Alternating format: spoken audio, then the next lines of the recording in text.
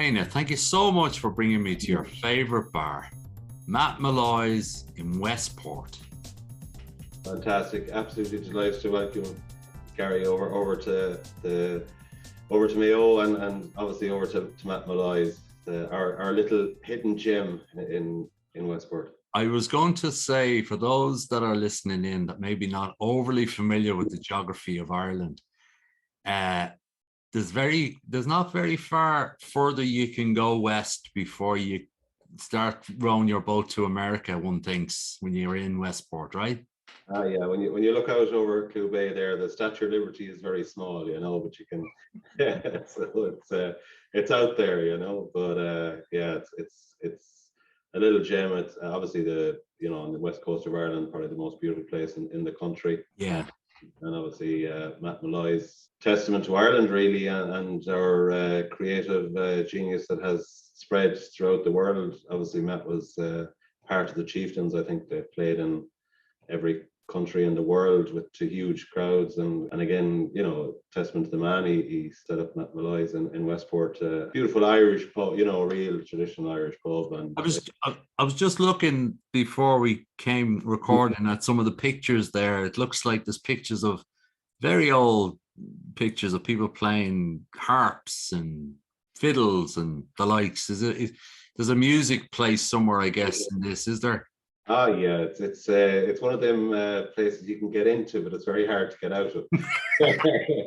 There's lots of little alcoves and nooks and crannies in it, and but again, you could bump into anybody from Michael Flatley to Bono to Bruno Mars. And behind me head there, I noticed you can even get a bag of KP peanuts. Yeah, or Manhattan, or there's a bit of everything there. Yeah. And are you a Mayo man? Is this your home? Is Westport? Up the road in Knock, the holy place, and so obviously Westport is kind of Westport and Castlebarby are two local towns. So it's both great. Both have a lot of very interesting pubs and brilliant life and nightlife in it, and a great mix of people, because obviously you've got Killarney, which would be very, which is kind of a big, but Westport and Mayo is you'd have a lot of tourists that would come, and both from home and abroad, and so it is destination Westport.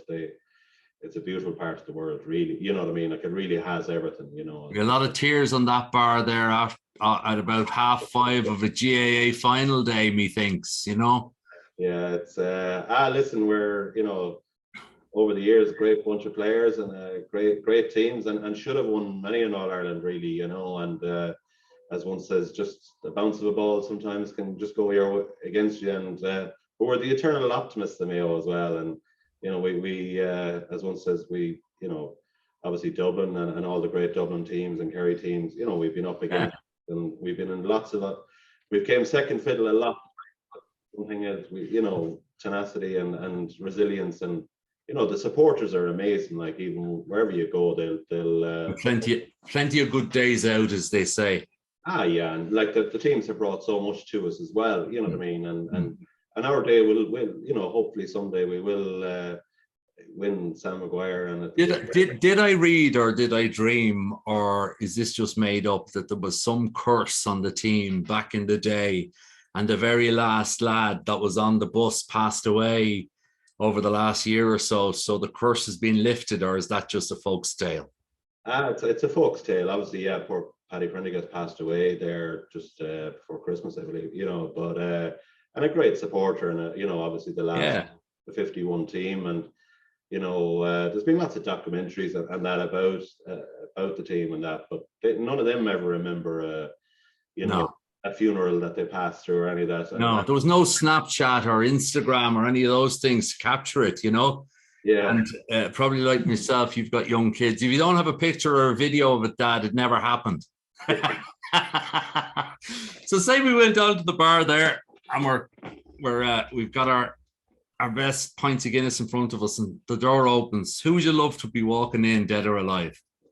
Well, obviously, as I said, probably my dad would be obviously the first man I'd love to, would love to be there, and I was just, you know what I mean. Everybody loved him. He was you know, he was a very well known character in Mayo, and like that, just a pure gentleman, one of the old stock, as we'd say. You know what I mean? Just an absolute gentleman, and treated everybody very well, and everybody loved him. And you know, he was just one of them always smiling, always happy characters. You know, so one of the great guys. But as I said, the joys of Matt Malloy's is there's so many people you'd love to bring into it, you know, and obviously, you know, there's so many various. But for myself, I think the likes of Pat Gersinger from Intel, I think the new CEO that obviously started in Intel, I think would be an incredible, you know, guy to meet, and to, you know, he's so inspirational, and so what he's trying to do, like, and obviously, you know, taking a company that, you know, has been around forever, but trying to reinvent it again, and obviously for Ireland, and obviously the fabs that he's built here, but also in the US, and trying to take the power back from China and bring it back to Europe and America, and even out the production, I think is incredible. You know, but can you imagine, like himself now, and the likes of Warren Buffett and in Matt Malloy, and then even all the great guys here in that we have in manufacturing in Ireland and production, like, you know what I mean, you have Greg Hayden there, and Ethos, you know, Jim Curley, you know, David Lee, Barry English from Winthrop, you know, all those guys that built wonderful businesses in Ireland, you know, either in pharmaceutical or semiconductor and the data center market. But what's extraordinary is probably when I started, and maybe in around when you started, that you know, the Intel fabrication plants were being built in the 80s, or Microsoft were getting their mojo going in Sandyford, or Apple down in Cork. And you used to nearly be in awe of the American teams coming over and their knowledge and what they knew and how far ahead they were. And to see now that that baton has been handed over to their apprentices, the Irish, and we're nearly that ilk of company now that's going with the decades of experience into other geographic markets. I didn't think I'd ever see it, to be frank. You know, it's a wonderful thing. I you know, I was brought up, as you probably were, my mother used to say, if the Dutch were in Ireland, they'd feed the world. If the Irish were in the Netherlands, we'd all drown. But I don't think that that's the case anymore, you know? Yeah, but it's an incredible story. Like, no matter where you go, like, and I'm lucky enough, touch wood, I've been lucky enough to visit a lot of places around the world. Like, but there's nothing more prouder for myself than, you know, when you see a Joneses or a Mercury Banner or Winthrop or Dornans or Sisk, or, you know what I mean, the guys that you know what I mean, like, that literally have traveled and built absolutely incredible abilities. And, you know, while most people, you know, never really get to see them, which is kind of the sad part for really, that, you know, these incredible technology advances and you know, the centers of excellence, that nobody really gets to see it, what they've created, you know, versus the likes of you know, like the convention center in Dublin or somewhere. You know, it's an iconic building, but they've done, you know what I mean, like I said, the you know, that real go-getter attitude, and go out and make it your own, really, and become. It's extraordinary you say that, because I often hear, you know, oh, it's just the big American companies, you know, as if, you know, okay, they are the owners ultimately, or they may be the occupiers often, but the ones that are doing the building and the engineering and the operations, it's very Irish. I mean, you know, that'll only suit the tech companies or something. You know, you need to get your hands in the wounds often to see the food chain and the, like yourselves, and you know, the whole sort of food chain into whether it's a data center or a pharmaceutical plant. Oh yeah, and as you said there, like the likes of, you know, Andy Jassy or Santi Nadell or any of the guys, you know, Sundar Pichai or Charles May, Equinix, you know, no matter where you go, all these guys from, you know, and ladies all over the world, like, never somebody too far away from the top table that's not Irish, you know. That's true. We should do one of those things, you know, that 3 degrees separation from Kevin Bacon, or 7 degrees. We should do something like that to a paddy.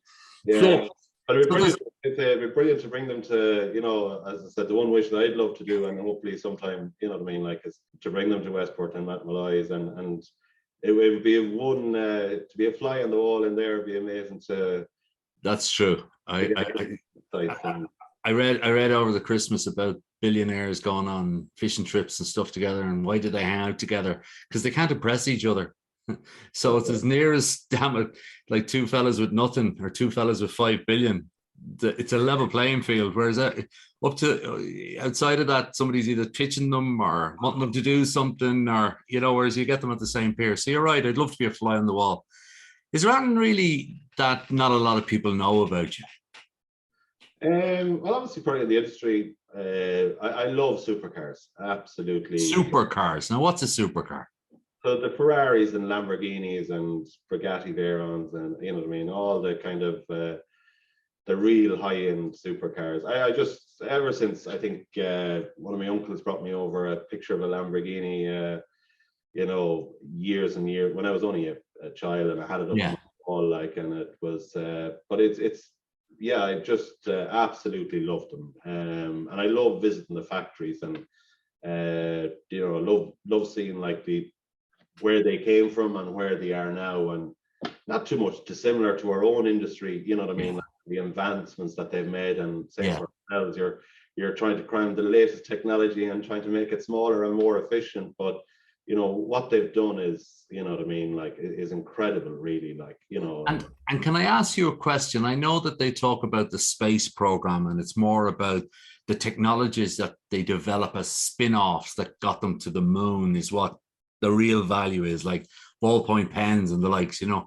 With supercars, do they spit out so many other technologies to find their way to the family car in 10 years, or is it a different sort of industry altogether? Everything really rotates around it, you know what I mean, like. Does it really? Yeah, so everything, like tires and brake pads and engines and efficiencies, and, you know, you're trying to making cars lighter, like, and, you know, and fundamentally the weight distribution and all that side of it, but even the aerodynamics and the styling of it, and like, it's so interesting to see it, you know, it filters all the way through, you know. It's as one says, so for every car maker, whether it's, you know, a Mini out in the car park, or a Fiesta, or, you know, a Skoda, like, it does all filter through. It's it goes back to the supercar technologies, the supercar lineage again. It's a bit like race horses around, you know what I mean. It goes back to the top, the technology that's there, and you know, it really is, you know, and obviously now, same as ourselves in our own industry, you know, you're trying to get the best value for, you know,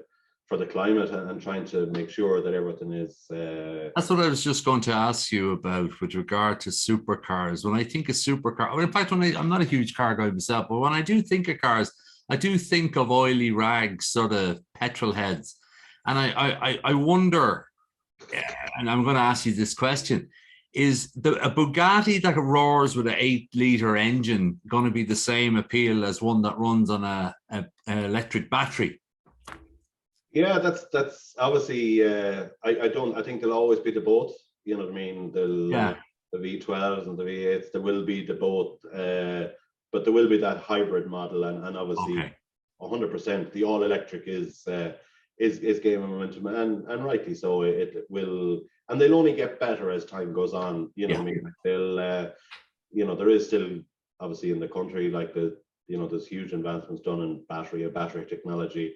But fundamentally, from the charging point aspect, and obviously from the grids, you know, to power the cars. If everybody went to all electric in the morning, we'd never get anywhere, because the infrastructure isn't there. But it will get there, and it will get there very quickly. But the technology, you know, and isn't it interesting? It's so interesting what you say. And I use this little lad here as the example that we're only 13 years since the first iPhone, 15 years now, since the first iPhone was put on the market. It was an 8 gigabyte, and it used 12 times more electricity to charge it than the 256 variant today.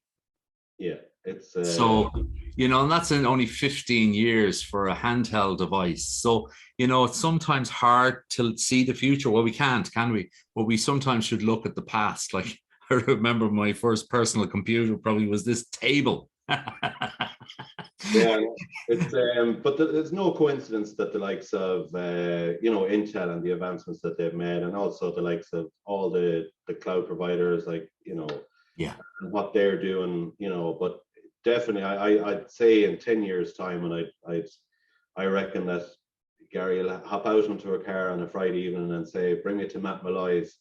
The car will take you there. You'll obviously, make sure that it gets there safely, and you'll be, but the technology will bring you there. You know what I mean? Like, and that's incredible, and it's only, you know what I mean, but it will get there very, very quickly, and obviously then it helps so much from efficiencies and all that side. But even as you said, like when you hold up your phone, the likes of the technology has gone into the batteries. You know what I mean? And obviously the electric cars are so much batteries as well. But from our side of it, then, like the cooling, we see it as well, like where you're trying to make cooling more efficient. You're trying to make the product more efficient. You're trying to make the battery and the power more efficient. And obviously what we have at the end then is, it's like what you said there with the oily rag. When you look at car production now, and like the serviceability, but also the reliability. One time, like, a car used to break down every week. Now it can go on for 300,000 miles, and you're so right. You're so right. I was lucky enough to get you mentioned the Mini. I love Minis. I got the new Mini electric, there just before Christmas. And great, lovely, driving it home. And the guy says, "Oh, we'll see you in 3 years." 3 years, he says, is your next service. Now, obviously, my tires might need 3 years. So it's extraordinary. To your point, like only a year, 2, 3, 4 years ago, you'd have to be in every 6 months getting your catalytic converter and your this and your that and the whole thing. So that just triggered with me. It's extraordinary times we always live in, but I think it's extraordinary times to be in the middle of, and people forget this, and it's well worth reminding that the centers that you're designing and part of are only there to facilitate data. And the data that is on those servers are then running, and they're the oxygen of the digital planet, which is everything, including this call. So it's going to see accelerating processes, and if you don't get more innovative, somebody else will.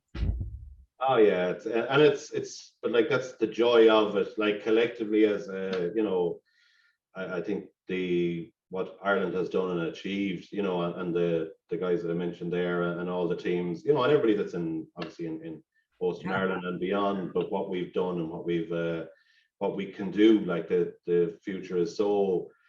Let's face it, like we're in an industry that is only growing at a rapid rate.